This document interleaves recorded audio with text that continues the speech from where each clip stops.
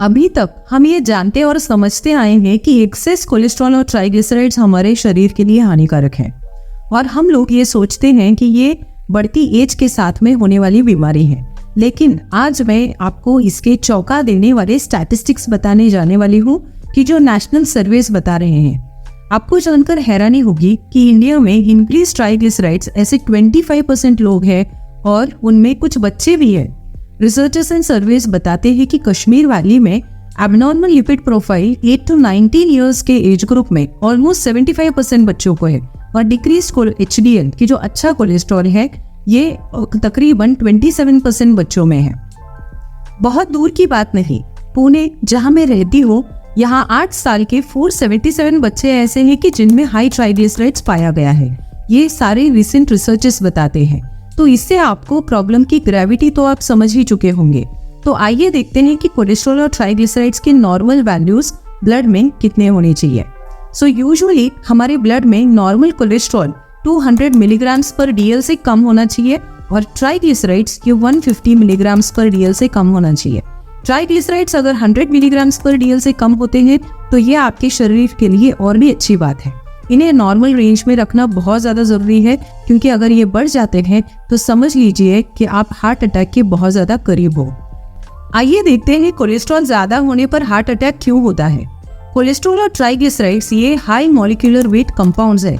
इनकी सही मात्रा में ये शरीर को कोई भी हानि नहीं पहुंचाते हैं, लेकिन अगर ये बढ़ जाते हैं तो ये हमारे आर्टरीज में चिपकना शुरू हो जाते हैं, जिससे आर्टरीज ब्लॉक हो जाती है। आर्टरीज ब्लॉक होने पर उस ऑर्गन को ब्लड सप्लाई ठीक तरीके से नहीं होता।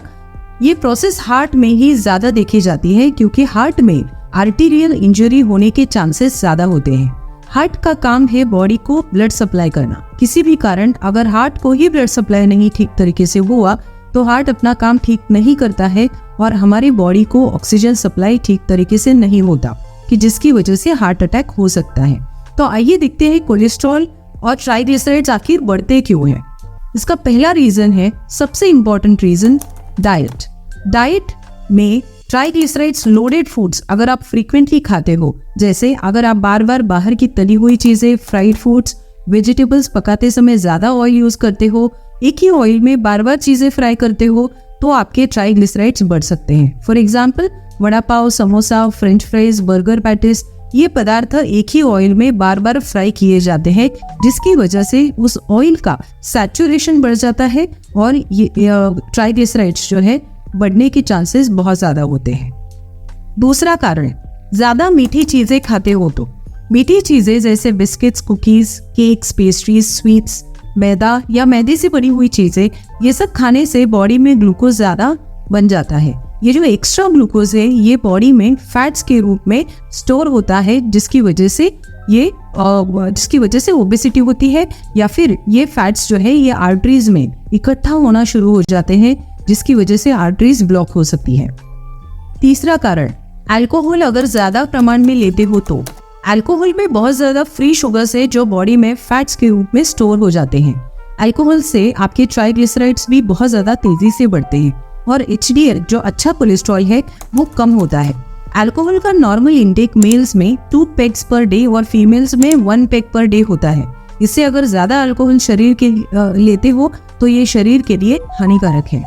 अगर आपके ट्राइग्लिसराइड्स बढ़े हुए हैं और अगर आप अल्कोहल पूरी तरीके से बंद करते हो तो आप देख पाओगे कि आपके ट्राइग्लिसराइड्स बहुत तेजी से कम होना शुरू हो जाते हैं। इसलिए अच्छे हेल्थ के लिए अल्कोहल ना ले। चौथा रीजन, स्मोकिंग।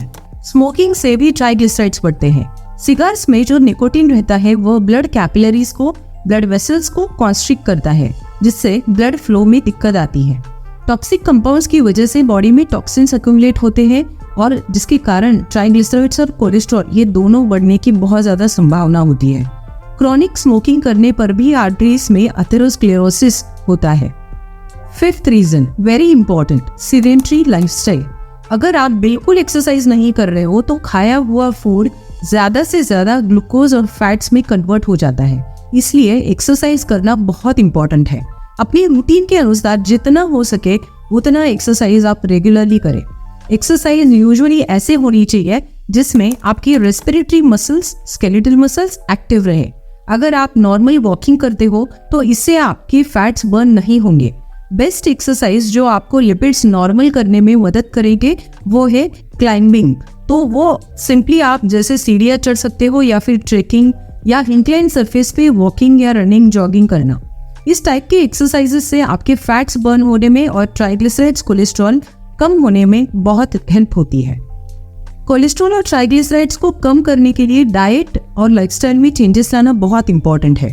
अपनी डाइट में ज़्यादा से ज़्यादा fresh foods and vegetables use करें। वाइट राइस की जगह ब्राउन राइस यूज़ करें। मैदा प्रोडक्ट्स की जगह नॉर्मल व्हीट फ्लावर या होल ग्रेन से बनी हुई चीज़ें लें।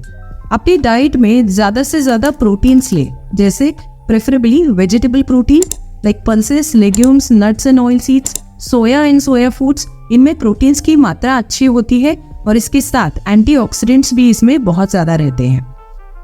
एनिमल प्रोटीन अवॉइड करें। एनिमल बेस्ड फूड्स बनाते समय बहुत ज़्यादा ऑयल और सॉल्ट का यूज़ होता है जो शरीर के लिए बहुत ज़्यादा हानिकारक है।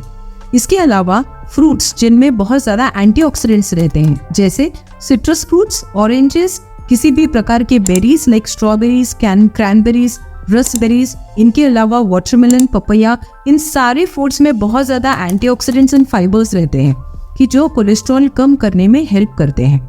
इसके साथ HDL जो अच्छा कोलेस्ट्रॉल है ये बढ़ने में भी हेल्प होती है। ये सारी चीज़ें अगर आप फॉलो करते हो तो बढ़े हुए कोलेस्ट्रॉल और ट्राइग्लिसराइड्स कम होने में आपको बहुत ज़्यादा मदद होगी। इनके अलावा घरेलू कुछ नुस्खे जो मेडिसिन की तरह काम करते हैं और आपके ट्राइग्लिसराइड्स यूं कम करने में मदद करेंगे। ये देखने के लिए मेरा दूसरा कोलेस्ट्रॉल और ट्राइग्लिसराइड्स पर वीडियो आप देखना ना भूलें। होप मेरा ये वीडियो आपको पसंद आया हो। मेरे चैनल को सब्सक्राइब करना ना भूलें, मेरे वीडियो को लाइक कीजिए और मैं ऐसे ही नए साइंटिफिक इंफॉर्मेशन के साथ आपके लिए और भी वीडियोस लेकर आऊंगी। तब तक के लिए take care and see the other video on cholesterol and triglycerides. Thank you.